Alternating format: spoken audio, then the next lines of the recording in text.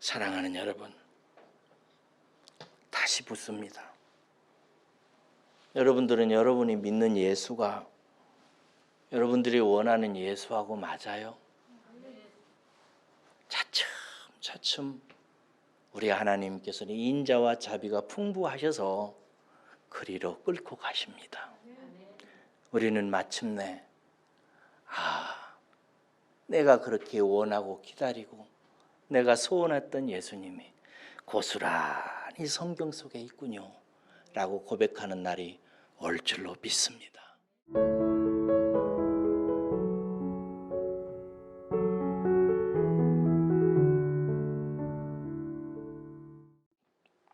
여러분들께 설교를 시작하면서 상당히 중요한 질문을 하나 던지겠습니다. 한번 대답해 보세요. 속으로. 지금까지 신앙생활을 하면서 여러분들이 발견한 예수님이 여러분들이 원하는 그 예수님 맞습니까? 지금까지 신앙생활을 하면서 여러분들이 듣고 또 묵상하고 경험하면서 발견한 예수님이 여러분들이 정말 듣기를 원했던 그분, 발견하기를 원했던 그분, 여러분들이 기대했던 그 예수님 맞으시냐 이 말입니다. 오늘 그래서 여러분들이 그런 예수님을 여러분들이 발견했기 때문에 너무 기쁘고 감사해서 하나님께 찬송하셨습니까? 아니면 여러분이 원하시는 예수님으로 그분께서 자신을 나타내시기를 원하면서 찬송하고 예배하고 계십니까? 오늘 본문에 보면 사람들이 예수님을 환영하고 맞이하고 있습니다. 손에는 뭘 들고 있죠? 종려나무를 들고 막 흔듭니다. 그리고 그들의 입술에서는 호산나 호산나로 외칩니다. 그리고 예수님을 뭐라고 부릅니까? 이스라엘의 왕이시여 하면서 불러요. 종려나무를 흔들며 호산나 호산나 외치며 이스라엘의 왕이여 하면서 막 사람들이 예수님을 막 환영하고 있습니다. 얼마나 여러분 좋으면 이렇게 환영할까요? 우리의 예배가 이렇게 되어야 될 줄로 믿습니다. 할렐루야. 그런데 여러분 일주일도 못 돼서 아니 2, 3일도 못 돼서 이렇게 환영하고 맞이했던 그 예수님을 향해서 그렇게 환영했던 바로 이 사람들이 예수를 죽여라, 저자를 십자가에 못 박아라 라고 외칩니다. 지금 본문의 사람들이 다 돌변해가지고 예수님을 십자가에 못 박아서 죽여버리라고 외치기 시작합니다. 그 분노의 기세가 얼마나 대단했는지 그 빌라도가 어떻게 해서든지 예수님을 살려보려고 했지만 그 분노의 기세에 질려가지고 두 손 두 발 다 들고 니들이 죽여라 하고 내주었고 그들은 골고다로 예수님을 끌고 가서 예수님을 십자가에 못 박아 죽여버리고야 맙니다. 도대체 여러분 이 사람들은 왜 이렇게 바뀐 것일까요? 그 이유를 가름하는 세 가지 증거가 오늘 본문 말씀에 나와 있습니다. 13절에 나와 있는데 그들이 환영하는 말 속에 들어 있습니다. 첫째로 이들이 흔드는 종려나무에서 그 증거를 발견할 수 있습니다. 여러분 종려나무는 대추 야자나무의 일종으로 주로 오아시스에서 서식을 합니다. 오아시스에 이 종려나무가 있다는 것은 거기에 물이 풍부하다는 사실을 말해주고 또 물이 많기 때문에 이 종려나무는 열매를 풍성하게 많이 맺습니다. 그리고 이 종려나무는 여러분이 알다시피 가지가 길고 넓고 많잖아요. 그래가지고 그 밑에서 사람들이 이 사막길을 가다가도 거기에 머물러서 휴식을 취하고 안식을 취하지요. 그래서 종려나무는 풍요와 안식을 상징합니다.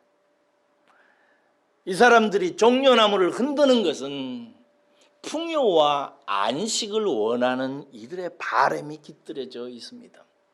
두 번째는 이들이 외치는 호산나라는 말을 유념해야 됩니다. 시편 118편에 보면은 이 호산나라고 하는 말이 처음 나오기 시작하는데 여호와여 구하옵나니 이제 구원하소서라는 말의 뜻입니다. 호산나, 우리를 구원해 주십시오. 우리를 구원해 주십시오.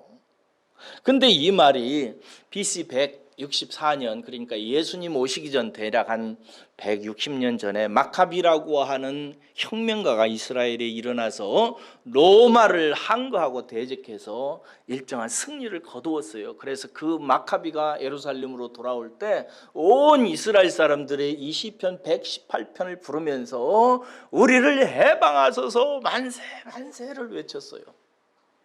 그래서 164년 이후로부터 시편 118편은 나라를 잃은 이스라엘을 다시 회복하고 다스릴 왕을 향한 기도문으로 사용되어지기 시작했습니다.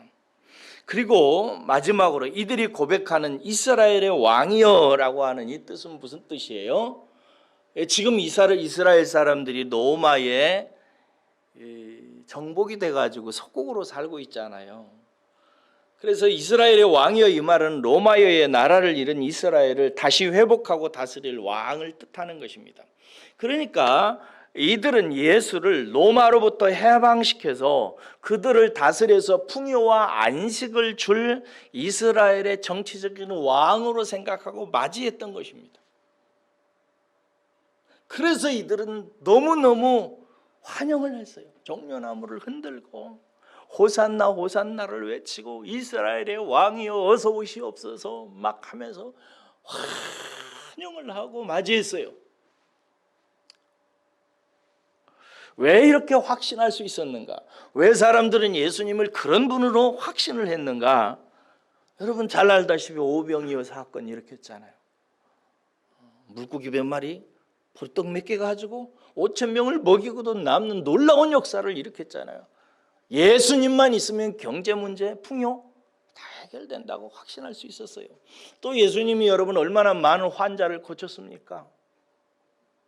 뭐 눈먼 사람도 눈 뜨게 하고 하체마비 환자도 이렇게 세우고 문둥병도 살려내고 막 이러잖아요. 그러니까 예수님만 있으면 그 나라가 여러분 얼마나 회복의 역사가 일어나겠습니까? 게다가 결정적으로 오늘 보니까 오늘 17절과 18절 결정적인 증거가 있는데 나사로가 죽었다가 살아난 것을 본 사람들이 예루살렘에 모인 사람들에게 이 소식을 전한 거예요. 이 당시에 이 예루살렘에는 유월절을 맞이해 사람들이 막 몰려들잖아요. 이방에 살고 있는 사람들까지 유월절 그 축제를 통해서 하나님께 예배하기 위해서 모인 사람이 대략 적게 모여도 막 한 300만 명 정도 모인대요. 그러니까 제가 예루살렘 가봐서 알지만 300만 명이 오면은요 발 디딜 틈이 없습니다. 그렇게 모인 사람들에게 예수라고 하는 사람에 대해서 나사로가 부활한 나사로를 다시 살린 사건을 경험했던 사람들이 예수가 그런 자라는 사실을 막 다 소문을 퍼뜨린 거예요. 그러니까 이미 그 앞에서 보면은 이 예수가 예루살렘에 유월절에 오느냐 안 오느냐 이것 가지고 사람들이 막 보통 기대를 가진 게 아니에요. 그런데 예수님이 오시는 거예요. 그러니까 사람들이 다 막 종려나무를 흔들고 막 호산나를 외치고 이스라엘의 왕이 하면서 예수님을 막 환영했던 것입니다. 표적 때문입니다. 기적 때문에. 그런데 불과 며칠이 못 돼서 예수님은 로마 군인에 의해서 생포가 됩니다. 그리고 대제사장의 뜰에서 재판을 받고 매를 맞고 형편없이 사람들 앞에서 추락을 합니다. 그리고 빌라도 앞에서 예수님이 말하기를 항복을 했는지 이 말이 저는 이스라엘 사람들에게 충격적이었다고 생각이 들어요. 이 나라는 내 나라가 아니다. 이렇게 얘기하니까 그들의 그 큰 분노가 큰 기대가 분노로 바뀐 거예요. 여러분 기대하고 분노는 동전의 양면과 같습니다. 기대가 크면 클수록 기대가 채워지지 않으면 분노는 폭발한 것입니다. 그래서 예수를 향한 그 높았던 기대가 분노로 폭발해버린 것입니다. 빌라도는 예수에게서 아무 죄를 찾지를 못했어요. 그래서 살려주고 싶었어요. 그러나 그들이 밀란을 일으킬 것 같아가지고 나중에 내어줄 수밖에 없었고 그들은 결국 예수님을 십자가에 못 박아 죽여버리고 말았습니다. 여러분, 왜? 예수가 그들이 원하는 메시아가 아니었기 때문에 그런 것입니다.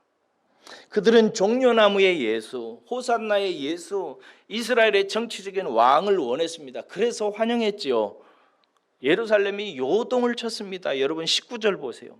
19절 보세요. 바리새인들이 서로 말하되 볼지어다 너희 하는 일이 쓸데없다. 보라 온 세상이 그를 따르는도다 하니라. 이게 무슨 뜻이에요? 바리새인들이 예수 한 명 잡아가 죽임으로 모든 것을 해결하려고 했잖아요. 그런데 이제 다 소용없게 됐다는 거예요. 우리 다 망했다 이거예요. 다 예수께 간다 이거예요. 그 호산나 외치면서 사람들을 환영하는 것을 보면서 바리새인들이 이제 유대교 끝났다. 다 예수께 넘어간다. 우리 망했다.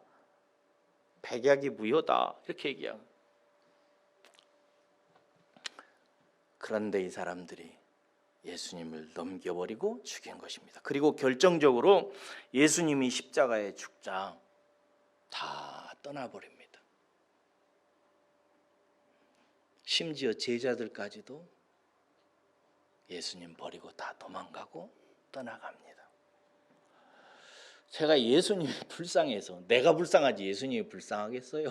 근데 예수님이 불쌍해서 울었던 여러 대목이 있는데 그 중에 두 대목이 있는데 한 번은 엠마오로 가는 제자들을 따라가서 다시 예루살렘으로 데리고 오는 예수님을 머릿속으로 이렇게 묵상하면서 막 울었던 적이 있어요. 제자들이 예수님이 십자가에 달려 죽자 예루살렘에서 엠마오로 내려갑니다. 자기들 할 일을 하러 내려가요. 그러니까 예수님이 뒤따라가가지고 그 엠마오로 가는 두 제자 불러가지고 다시 다독여가지고 예루살렘으로 다시 오게 만드는 대목. 또 한 번은 베드로를 비롯한 제자들이 다 예수님 버리고 갈릴리 호수로 가서 다시 물고기 잡고 배 띄워가지고 먹고 살려고 하려고 하던 그때에 예수님께서 새벽에 그들이 그물 던지는 것을 보시면서 호숫가 근처에서 밥을 하고 계시는 모습을 제가 생각해 봤어요. 여러분들도 이제 묵상을 할 때 그렇게 생각해 보세요. 제자들이 저기에서 그물을 던지고 열심히 일해요.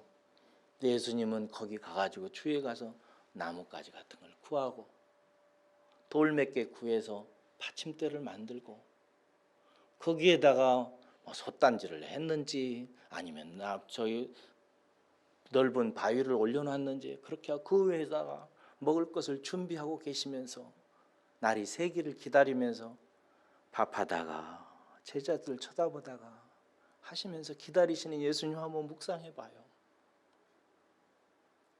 그러다가 불러가지고 얘들아 고기를 잡았냐? 못 잡았다니까 이리 와라 해가지고 밥을 먹이시면서 그들을 용서하고 그들을 품으시는 예수님 생각해 봐요. 그렇게 다 떠났습니다.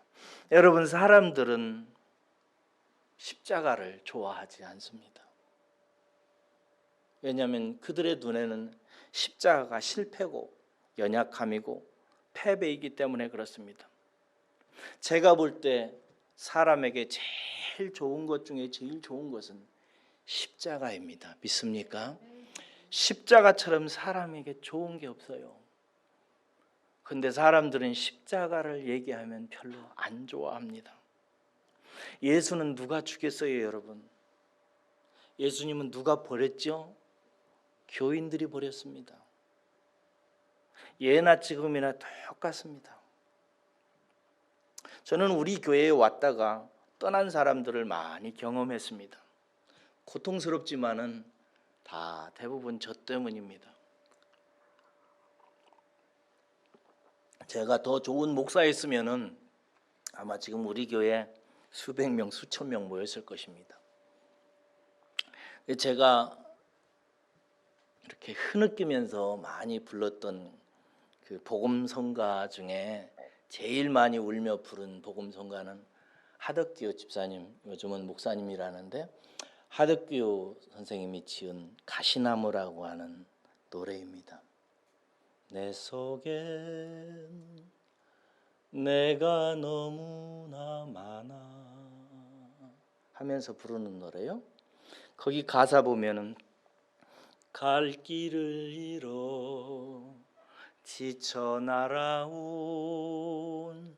작은 새들도 가시에 찔려 날아가고,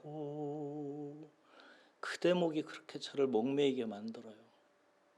갈 길을 잃어 날아 들어온 작은 새들이 가시나무인 가시투성이인 목회자의 인격에 찔려서 다른 데로 날아가 버린 걸 은유적으로 노래한 가사예요. 저는 그 대목만 부르면 가슴이 막 베어오기 시작합니다. 내가 좀 더 좋은 목회자였더라면 얼마나 좋았을까. 많은 사람을 품는 아름다운 인격의 목회자였으면 얼마나 좋았을까. 그런데 사람들이 나라고 하는 이정우의 인격에 가시에 찔려서 다 날아가고 그랬어요. 그런 거 생각하면 너무너무 미안합니다. 내가 더 좋은 목사였으면 좋았을 텐데, 그랬으면 좋았을 텐데, 그런 생각이 들어요. 그런데 다른 이유도 많습니다. 상당 부분은 제 설교 때문입니다. 사람들은 축복 설교 좋아합니다. 성공하게 하는 설교 좋아해요. 위로의 복음 굉장히 좋아합니다. 치유의 복음 이런 거 좋아합니다. 제가 만약에 이런 설교를 주로 했더라면 저는 제법 큰 목회를 했을 사람입니다. 저는 나쁘지 않다고 생각해요. 저는 여러분들이 복 받기 원합니다. 복 많이 받으시기를 진심으로 바랍니다. 여러분들도 성공하고 여러분들의 자녀들도 저는 정말 성공했으면 좋겠어요. 그리고 여러분들이 위로받고 또 여러분들의 무슨 질병이 있거나 아픈 일이 있으면 다 치료받기를 위해서 제가 소원하고 많이 기도하는 것도 사실입니다. 그런데 여러분, 그것이 앞에 있으면 절대로 안 됩니다. 그것은 뒤에 따라오는 것이고 앞에 있어서는 안 되는 것입니다.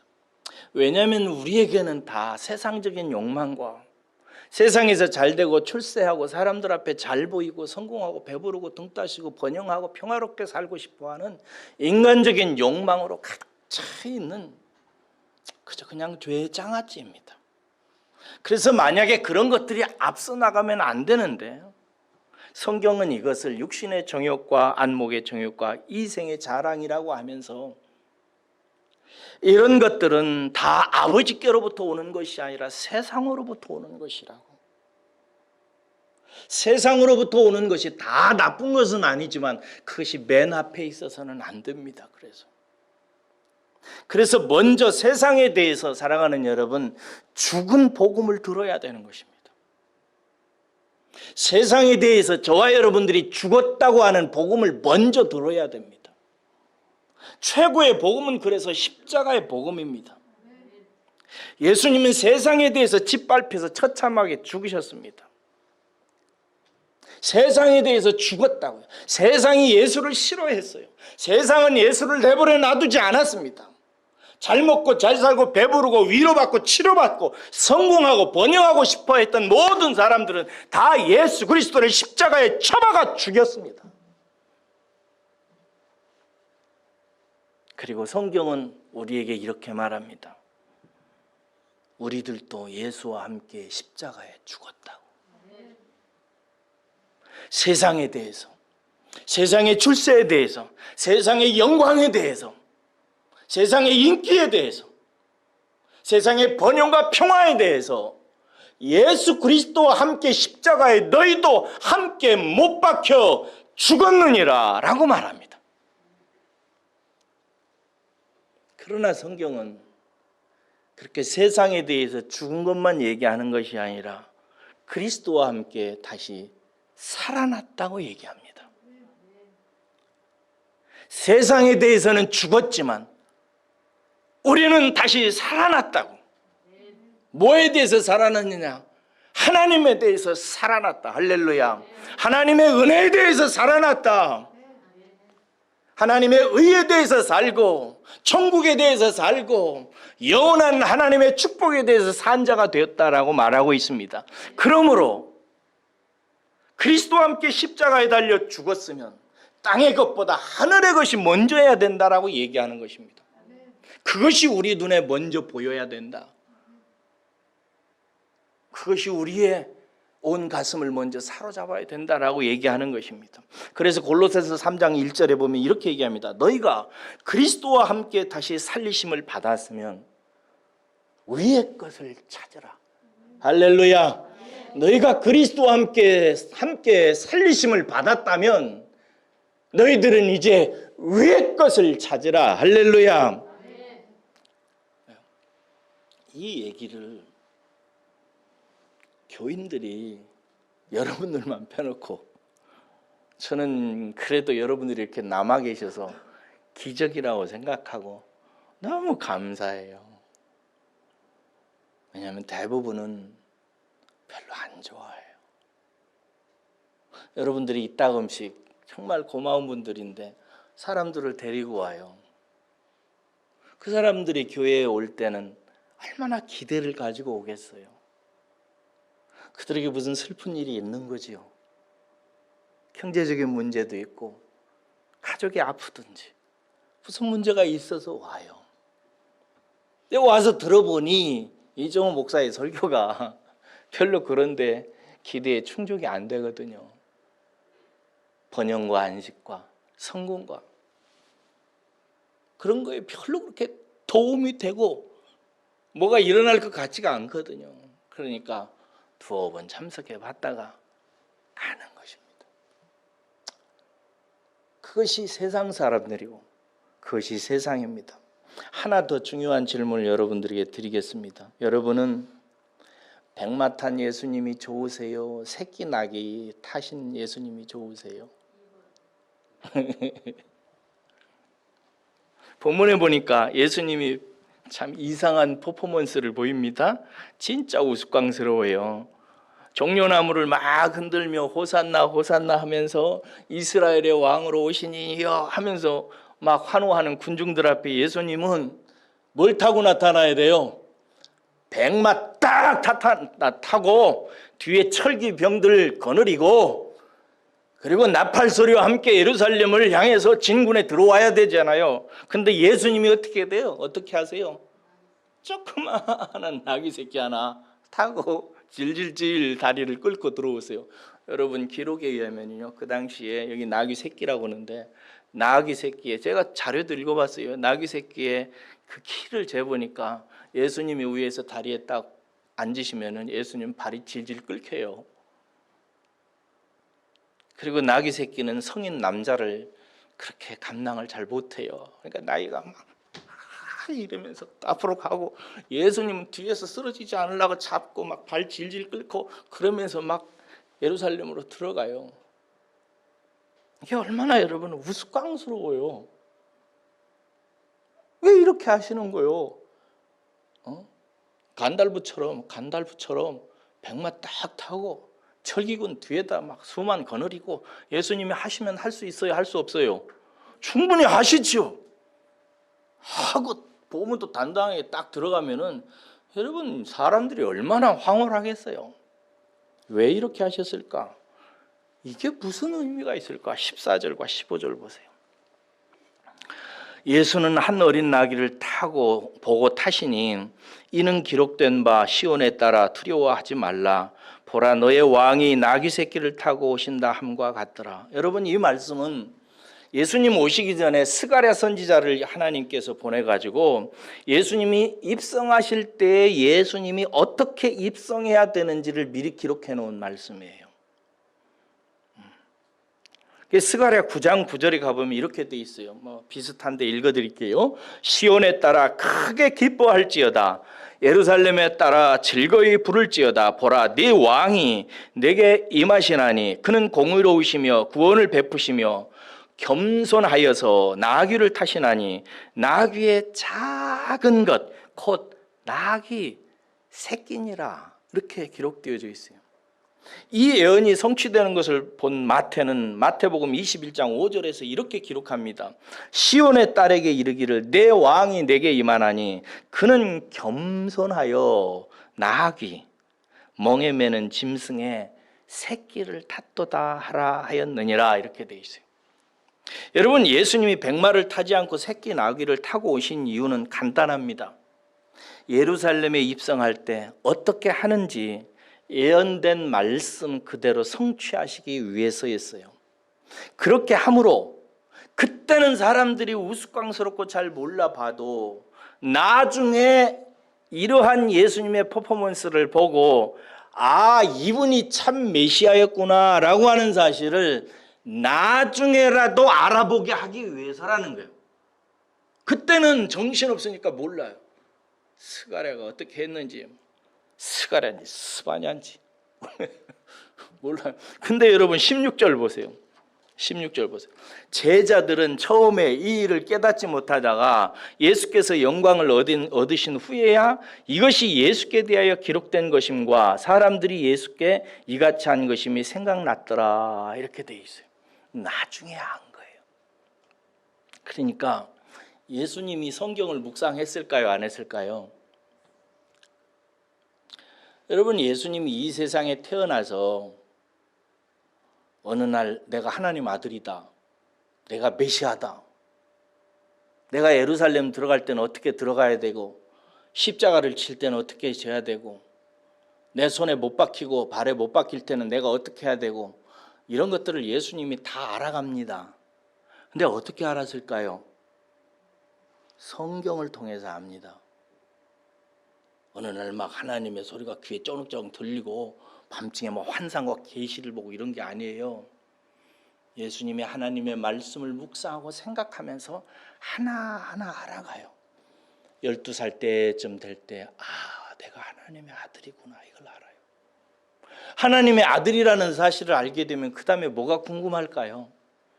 내가 왜 하나님의 아들인데 이 세상에 왔을까? 이런 질문을 끌어안고 그 젊은 예수가 얼마나 여러분 생각하고 기도하고 하나님의 말씀을 묵상했을까요? 하나하나 알아가요. 그래서 나중에는 어디까지 알아가느냐? 십자가에 못 박힐 때는 신음소리를 내지 아니하였으며 이사야 말씀 같은 걸 읽죠. 아, 내가 십자가에 못 박힐 때는 신음소리를 내면 안 되는구나. 우리가 영화 같은 데 보면 예수님 막 십자가에 못 박을 때 막 이러고 하잖아요. 그런 거 다 뻥이에요. 예수님 신음소리 안 냈어요. 또 하나 본문 말씀에 보면 내가 예루살렘 들어갈 때 어떻게 들어가야 되는 거예요? 백마 타고 들어가야 되는 거예요? 아니에요. 나귀 새끼를 타야 되는 거예요. 그래서 다른 성경에 보면은 이날 제자들에게 시켜요. 얘들아, 건넌 마을로 가라. 거기 가면 나귀 새끼가 있을 것이다. 주인에게 주께서 쓰시겠다 하라 말을 해라. 그러면 내줄 것이다. 그래서 제자들이 건넌 마을 가니까 정말 나귀 새끼 한 마리가 엄마 곁에 있는 거예요. 그래서 주인에게 말합니다. 주께서 쓰시겠답니다. 주십시오 하니까 그 사람이, 나는 그 사람도 천국 가서 만나고 싶어. 어떻게 그렇게 내줬나 몰라. 주인께서 쓰시겠습니다 하니까 그걸 내줘요. 이제 예수님께서 가시려고 하니까 제자들이 나귀 새끼 한 마리를 가져온 것을 보시고 됐다, 그걸 타고 가시는 거예요. 이 예수님을 보면서 스가랴도 그랬고 스가랴도 예언했고 마태도 뭐라고 하냐면은 겸손하여라고 이렇게 표현합니다. 그분은 겸손하셔서 나귀 새끼를 타셨다고. 그분은 당연히 백마를 타고 철기병을 거느리고 들어갔어야 되는데 예수님은 겸손해서 그냥 나귀 새끼를 타고 가라고 하는 하나님의 말씀 그대로 말씀대로 겸손하게 그 나귀 새끼를 받아들이고 타고 갔다는 거예요. 여러분, 나귀는 이스라엘 사람들에게 있어 평화를 상징합니다. 평화를 상징해요. 나귀를 타고 들어가시는 예수님을 가리켜서 평화의 왕이라고 그래요. 그런데 여러분, 이런 방식으로 평화를 이스라엘 사람들에게, 세상 사람들에게 전하려고 하는 하나님의 뜻을 예수님이 묵상 없이, 깨달음 없이 어떻게 실천할 수 있었겠어요?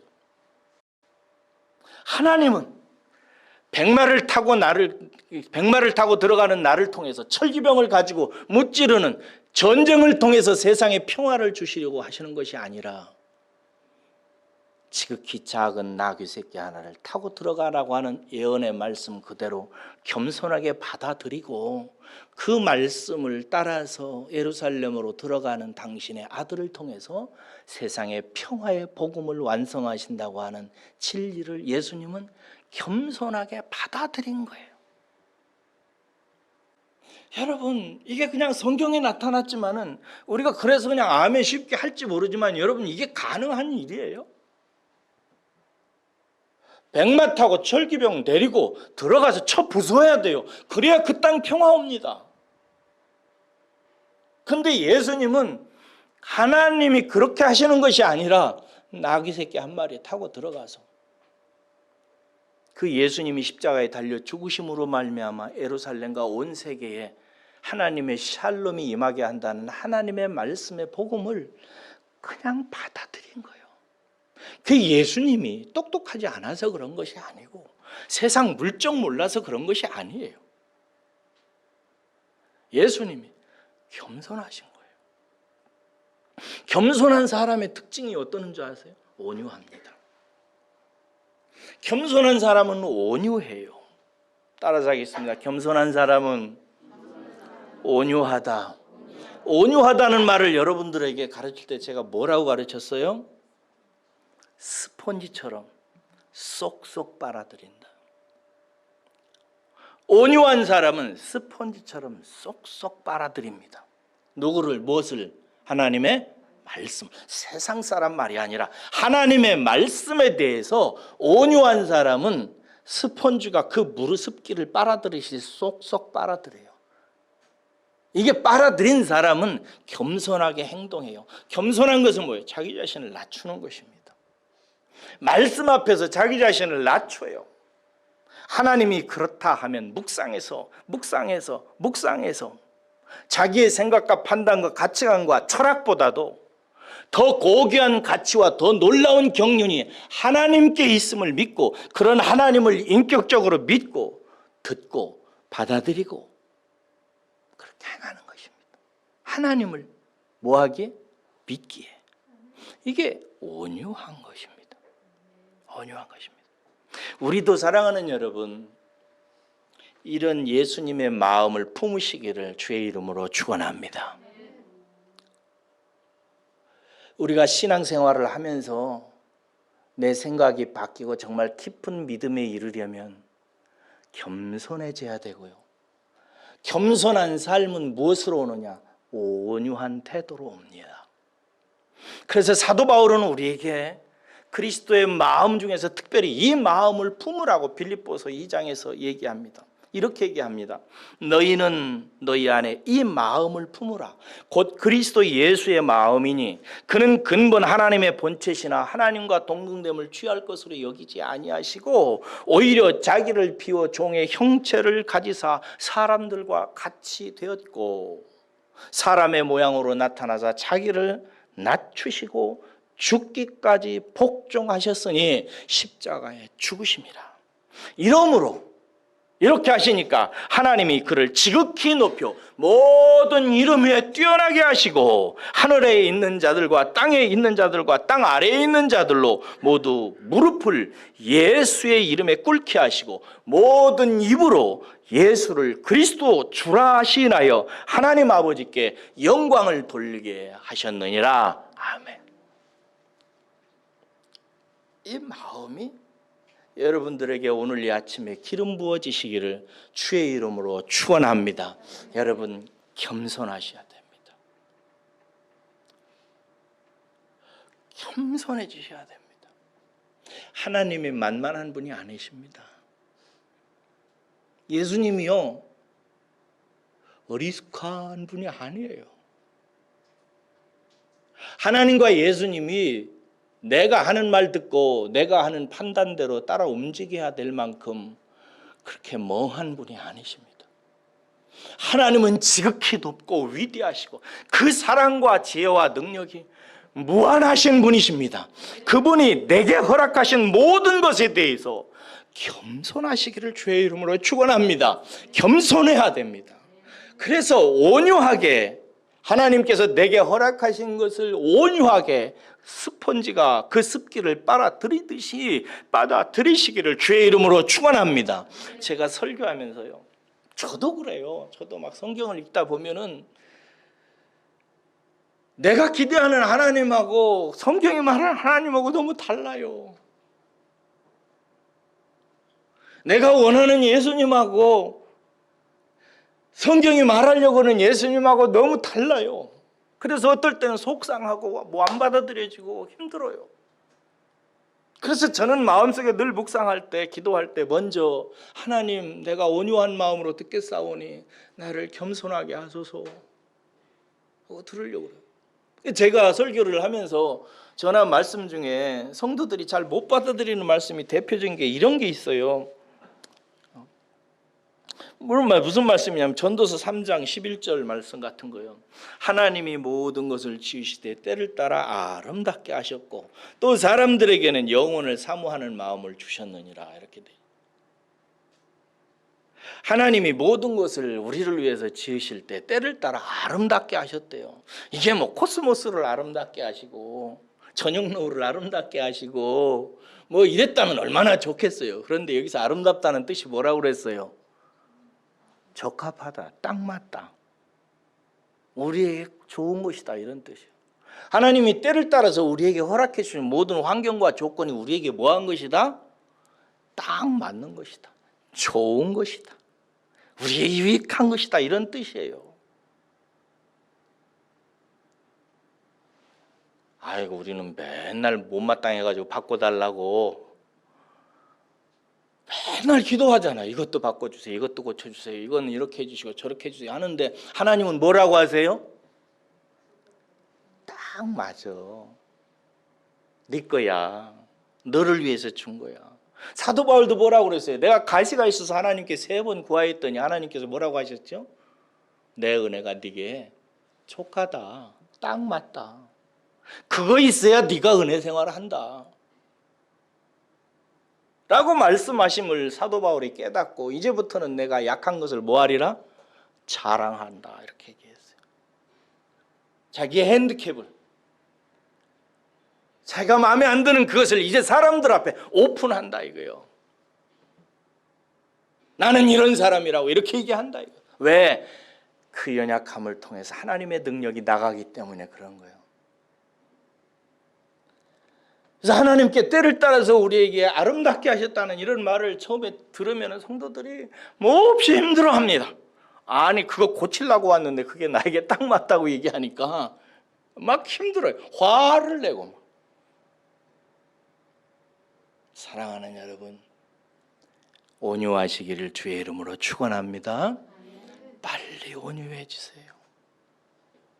받아들이세요. 온 가슴을 열고 받아들이세요.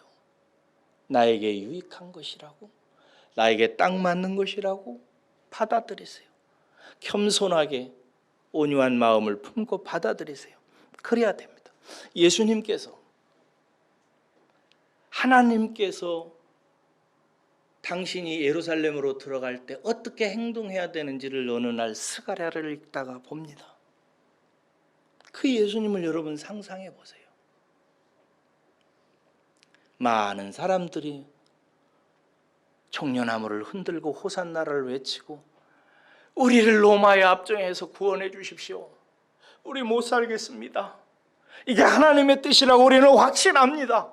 어떻게 하나님의 나라의 백성이 로마라고 하는 제국주의에 짓밟혀가지고 하나님의 백성들이 이렇게 억눌려 살 수가 있습니까? 우리를 구원하소서, 우리를 구원하소서, 우리를 구원하소서 외치는데 그 울부짖음 앞에 하나님께서 보내신 하나님의 아들 메시아가 그들의 기도를 듣고 로마의 압제에서 그들을 해방시켜서 하나님의 영광을 선포하는 성전을 회복해서 하나님께 영광을 돌리는 게 맞지,